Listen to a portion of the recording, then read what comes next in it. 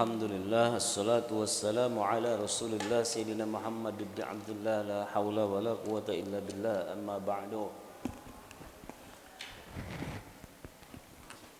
Sesuai dengan yang saya sampaikan ketika tadi jadi imam, surat Hud, kisah tentang Sayyidina Nuh.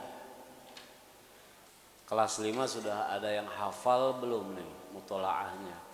Salah satunya, nah semester 2 nanti ada di situ di mutolaah Sayyidina Nuh. Di sana menceritakan tentang seorang nabi yang mensiarkan agamanya, hidup lama, usia panjang, umatnya cuma 80 yang ikut. 80. Ketika dakwahnya, Nabi Nuh masuk kepada fase bosen, boring, nyebelin. Dibilang PHP lah sama umatnya, dibilang cuma apa ya? Watados. Apa tuh watados? Iya, mufradat baru tuh dari ustazah, apa tuh namanya? Kemudian Nabi Nuh alaihi salam berdoa kepada Allah saking umatnya tidak pernah mau ingin mengikuti ajakan Nabi Nuh untuk menyembah Allah. Sesuatu ini merubah sebuah peradaban yang lama hidup ratusan tahun untuk menuju ke jenjang yang lebih baru, tentu ada perdebatan dan kontradiktif pemahaman. Apa itu? Merubah sebuah tatanan kebiasaan yang ratusan tahun menyembah berhala dirubah untuk menyembah Allah Subhanahu wa taala, tentu berat. Nabi kita mendapatkan kendala. Karena memang merubah sebuah keyakinan, merubah adat, merubah kebiasaan, baik yang menurut mereka itu benar ataupun salah, untuk menuju sesuatu yang baru pasti ada perdebatan.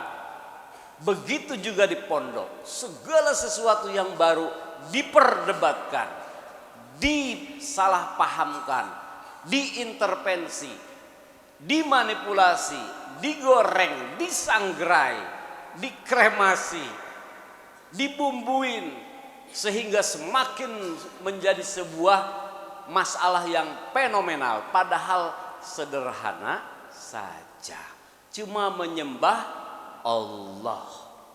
Segala sesuatu yang kita lakukan sekarang ini adalah peradaban yang terbaru dari Nabi akhir zaman Sayyidina Muhammad Sallallahu Alaihi Wasallam, yaitu menyembah Allah.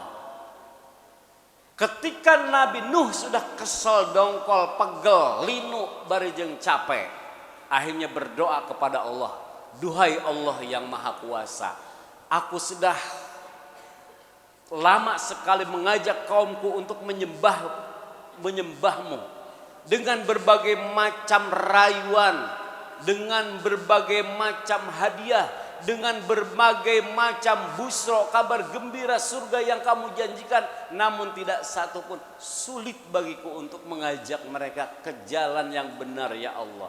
Duhai Allah yang maha kuasa, kalau begitu aku serahkan kepadamu umatku ini, mau digimanakan seterah,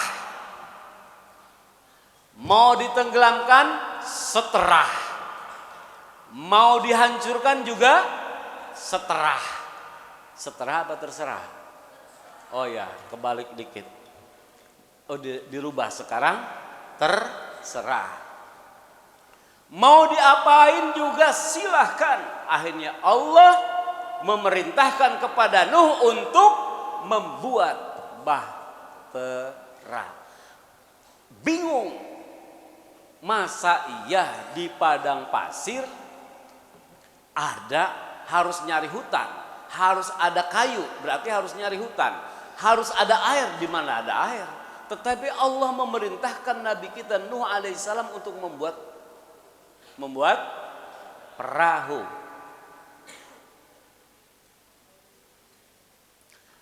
Sempet Nabi Nuh, loh kok piye? Iya toh, yang bener aja, beneran nih gitu. Iya apa? Ini bener disuruh bikin perahu. Kan ini umatku tidak beriman kepadamu, tidak mau menyembahmu. Aku kesel sama mereka, aku berserah diri kepadamu. Bagaimana silahkan kaum itu akan dihancurkan? Terserah Allah. Tetapi Allah memerintahkan kepada Nabi Nuh membuat perahu. Kan gak nyambung. Aturan langsung aja diadab gitu. Direct, request, pas respon. Tring kayak WA langsung dibales. Kayak telepon langsung diangkat. Gitu kira-kira. Kalau saya telepon ke guru-guru langsung diangkat. WA langsung ke ustadz pasti direspon. Cepat secepat kilat. Kenapa? Karena ustadz Yapida selalu sigap. Belum dibel udah diangkat duluan. Ayo Ustadz Repi mau ngapain? Gitu. Saking sigapnya tuh. Nah, begitupun yang diperintahkan oleh Allah bahtera. Apa? Ternyata diolok-olok sama kaumnya. Weh, Nuh udah gila. Si Nuh udah gila, si Nuh udah error. Maka datanglah bullying itu yang sering kalian lakukan. Itu dosa besar. Sakitnya tuh di sini kalau dibully itu. Sakitnya tuh di mana? Di hati. Tidak ada yang bisa melihat sakit hati. Kalau sakit borok kelihatan nggak? Bisul kelihatan nggak? Penyakit mata kelihatan nggak? Jarban kelihatan nggak? Kupingnya bocor kelihatan nggak? Hidungnya lubangnya A43 kelihatan nggak? Matanya picak kelihatan nggak? Giginya rusak kelihatan nggak? Bibirnya doer kelihatan nggak? Semua kelihatan penyakit zahir. Yang tidak bisa dilihat penyakit yang ghairu zahir, penyakit batin. Nih hati. Kenapa asbabnya? Al-kalamu yang fudu malatang fudul ibaru. Nih, mulutmu ketika berkata tidak baik, ketika menyentuh seseorang itu terkena dengan hal yang sensitif, maka orang itu akan sakit hati. Contoh, sudah tahu dia memang juling, matanya bisa ke kanan, bisa ke kiri, atau ke tengah semuanya seperti ini nih. Nih lihat nih. Ah, gitu kan? Nah. Bukan dipanggilnya nama juling. Nah. Udah tahu kulitnya hitam, dibilangnya blacky. Nah.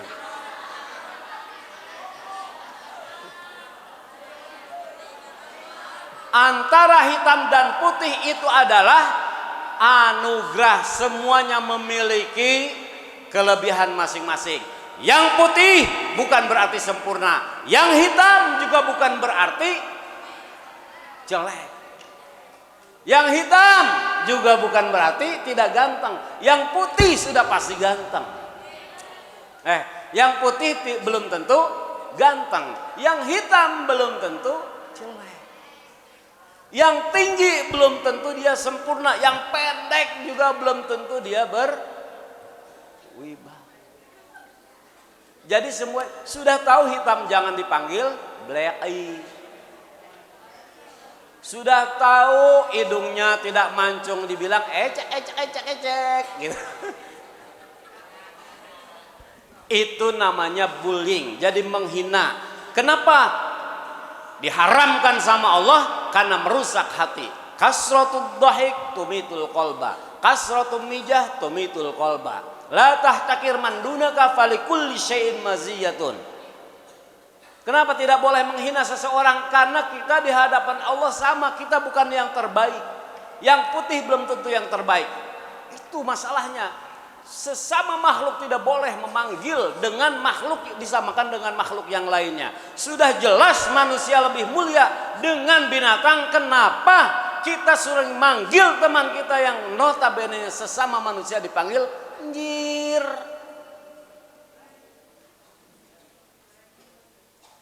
Apa itu njir? Apa itu? Guk? Gu, emang Scooby-Doo? Sekarang Ustaz tanya sama kalian, jujur, mau nggak disamakan dengan hewan? Mau. Yang benar. Tidak akan pernah, makanya Allah hanya Allah yang berhak, Allah maha sombong, Allah yang maha kaya, Allah yang maha memberi. Tidak boleh kita menghina atas ciptaan Allah. Itu juga ciptaan Allah, jelek-jelek begini tapi ilmunya banyak. Jelek-jelek begini hafal Al-Quran. Biar kata hitam tetapi santriapida orangnya bertakwa, hafal 30 juz Al-Quran. Makanya bersyukur jadi santriapida. Kurang enak gimana? Makan tinggal makan, tidur tinggal tidur, main tinggal main bola tinggal tendang, main poli tinggal tonjok. Nah, apa yang tidak enak? Nyuci dicuciin. Cuma mandi doang yang nggak boleh dimandiin. Kenapa? Bahaya. Ya salam. Ketika Nabi Nuh dibully sama kaumnya, in tasharu minna fa inna nasharu minkum kama tasharun. Apabila kalian meledekku, tentu sesungguhnya kalian bukan sedang meledekku, akan tetapi kamilah yang meledek kalian. Gubrak. Begitu.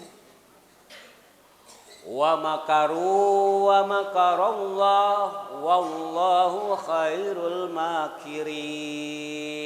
Sesungguhnya yang berbuat makar itu bukanlah kalian, akan tetapi Allah lah yang berbuat makar, karena Allah sebaik-baiknya yang membuat makar. Kamu berbuat aib kepada orang, sesungguhnya kamu telah membuka aib diri kamu sendiri. Kamu meledek orang, sesungguhnya ketahuilah bahwa kamu sedang meledek diri kamu sendiri. Oleh karenanya bullying tidak boleh, haram hukumnya. Paham? Paham.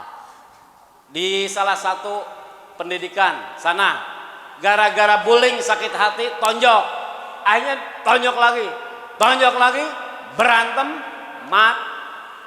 metong. Begitu metong, orang tuanya nggak terima. Padahal yang beribut sesama santri. Contoh tidak baik. Na'udzubillah, summa na'udzubillah.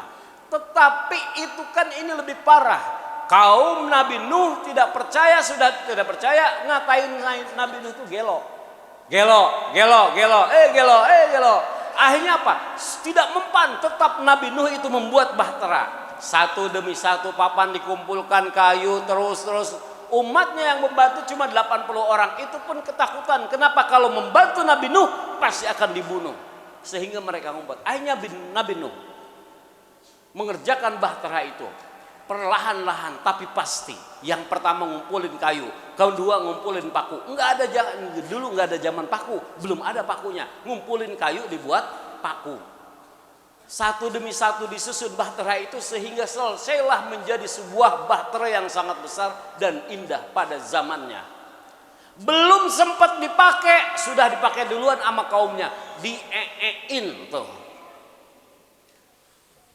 Wah, bro gitu. Bro. Belum pipis, ditembak-tembak, serot.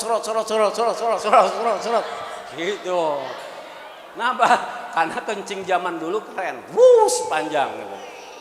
Kalau sekarang kan umat Nabi Muhammad kecil-kecil, mungil-mungil kayak gini nih. Kecil, mungil, cabai rawit tapi pedes. Artinya apa? Kecil, mungil tapi punya ilmu, sekali sentil juga biasa bengkak. Ilmu.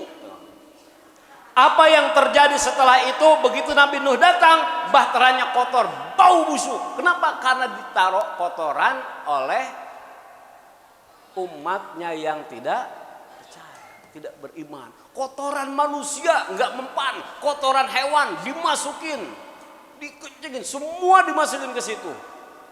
Sampai berbondong-bondong kaum Nabi Nuh, ayo kita naik perahu. Ngapain? Mau ikutan Nabi Nuh? Kagak, mau Berbondong-bondong, dibersihin lagi sana Nabi Nuh, digituin lagi, dibuang kotoran ke situ lagi. Bagaimana perjuangannya? Coba sok sekarang asrama ya salam, mana yang di asrama ya salam? Nah, itu kira-kira buang hajatnya, ada yang buang hajat di asrama ya salam, kira-kira siapa yang ngebersihin? Angkat tangannya yang mau ngebersihin. Gak ada satu juga. Coba bagaimana keikhlasan dan kesabaran Nabi Nuh dalam mensiarkan agamanya untuk hanya satu menyembah Allah, susahnya minta ampun. Apa yang terjadi setelah itu? Wahai Nuh, sabar. Kemudian wa qala rkabu fiha bismillahi majreha wa mursaha inna rabbi laghafurur rahim. Ayat setelahnya itu. Tapi ayat sebelum itu mengatakan bahwa hai Nabi Nuh, sekarang saatnya bawa umatmu yang beriman kepadamu dan menyembahku, dan bawa semua hewan berpasang-pasangan. Tuh. Jadi hewan singa cewek cowok, gajah cewek cowok, burung juga cewek cowok apa jantan betina? Jantan betina. Terus apa lagi? Bebek jantan betina, onta jantan betina, kuda semuanya berpasang-pasangan. Min kulling zaujainisnaini, dan wa ahlaka, dan kaummu dan saudara-saudaramu. Bayangkan tuh, perahu sebesar itu bisa muat seluruh hewan berpasang-pasangan. Tapi umat Nabi Nuh cuma 80 orang yang ikut. Bayangkan. Sekarang katanya kapal Nabi Nuh ada yang nemuin tuh. Itu di mana saudara? Di mana tuh? Sok siapa yang mau cari kapal Nabi Nuh? Kalau ada yang dapat pasti jadi orang kaya, dijual itu. Kapalnya kalau ketahuan. Sampai sekarang masih ada. Belum ketemu kapalnya Nabi Nuh. Belum tongkatnya Nabi Sulaiman. Belum ketemu juga. Ada yang mau nyari? Coba cari di belakang situ. Ada nggak kira-kira? Kali aja ada. Cincin Nabi Sulaiman, ada yang pernah nemu nggak? Sok, saya cari aja di sono di tong sampah, ada nggak? Barangkali di depan, di belakang ya salam, atau barangkali di situ di kamar mandi. Ini kontainer ada yang kuning-kuning, itu mungkin cincin Nabi Sulaiman. Ambil aja. Sampai segitunya. Setelah itu apa yang terjadi? Ya ardu bla'i ma'aki. Wa yasama wa bukan wa ghidul ma. Allah memerintahkan langit untuk membuka. Apa yang terjadi? Langit dibuka lebar-lebar, hujan turun sederas-derasnya. Bukan hanya dari langit air turun, tetapi dari bumi juga keluar air itu. Maka cepat sekali air terjadi sedikit-sedikit, itu bahtera itu mengambang. Nah, itu kenapa Allah memerintahkan Nabi Nuh untuk membuat kapal besar, yaitu untuk membawa kaumnya. Apa yang terjadi azabnya? Ternyata Allah mengadab kaum Nabi Nuh untuk ditenggelamkan. Selesai sampai situ, tidak ada satupun yang hidup kecuali umat Nabi Nuh yang 80 itu. Paham sampai situ? Berarti tidak ada manusia di muka bumi kecuali umat Nabi Nuh. Tuh. Makanya sekarang air banyak di mana-mana tuh melimpah. Itu sisa-sisa banjir zaman Nabi Nuh. Makanya daratan lebih sempit daripada lautan. Lautan lebih luas daripada daratan karena dunia ini pernah karam, pernah digulung, pernah ditutup air oleh Allah Subhanahu wa taala. Itu. Kemudian kisah yang ada di dalam kitab dia dijelaskan, tidak ada di dalam Al-Qur'an. Dikisahkan ketika di dalam kitab itu karena saking banyaknya umat Nabi Nuh dari hewan-hewan itu buang kotoran. Buang kotoran nih hewan-hewan itu. Akhirnya membuat tempat atau bahtera Nabi Nuh jadi banyak penyakit. Maka Nabi Nuh berdoa lagi kepada Allah, wahai Allah, ini kalau lama-kelamaan ini kapal ini bisa banyak sekali penyakit. Karena kotoran-kotoran semua berserakan. Akhirnya datanglah malaikat Jibril untuk memerintahkan kepada Nabi Nuh, hei Nuh, usap tuh pantat gajah. Gitu. Gajah diusap. Wah, beda-beda lagi perintahnya. Akhirnya Sayyidina Nuh menurut. Udah bismillah. Diusap tuh pantat gajah. Wut, yang segede-gede gitu, keluarlah prot babi. Maka babi itu asal muasalnya dari gajah. Belum tahu kan? Nah, makanya belajar. Enaknya jadi santri ya tidak tahu sejarah. Seret keluar. Itu yang namanya B2. Makanya kerjaan B2 itu kerjanya makan kotoran. Siapa yang makan kotoran itulah B2. Siapa orang yang suka makan kotoran siapa? Makan kotoran, tukang ngerobehin orang, ngejelek-jelekin orang itu namanya makan kotoran. Sama saja orang tersebut dengan B2. Apa itu B2? Nah, akhirnya ketika itu datang tuh babi itu. Terus lanjut. Jangan biar penasaran.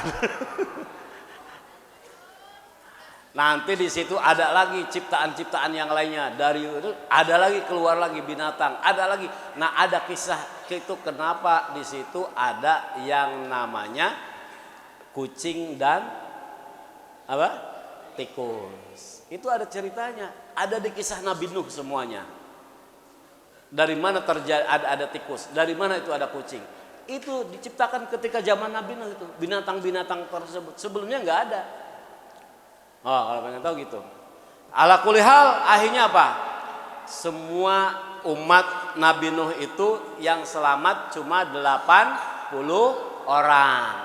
Sisanya binaang-binaang yang berpaangan-paangan gitu. Pasangan-pasangan. Nyek muanya nyek nyamat.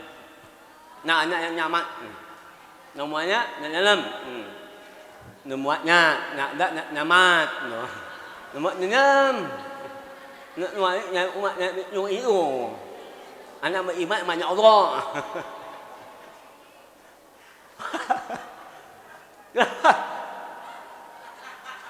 Ketawa dia. Kenapa? Satu yang tidak kalian tahu, siapa coba yang beriman selain umat Nabi Nuh? Ternyata ada hewan-hewan yang tidak beriman, bukan orang jauh, ternyata istri dan anaknya. Jadi musuh bebuyutannya itu ternyata adalah istri dan anaknya, tidak beriman. Siapa itu anak Nabi Nuh? Kan'an.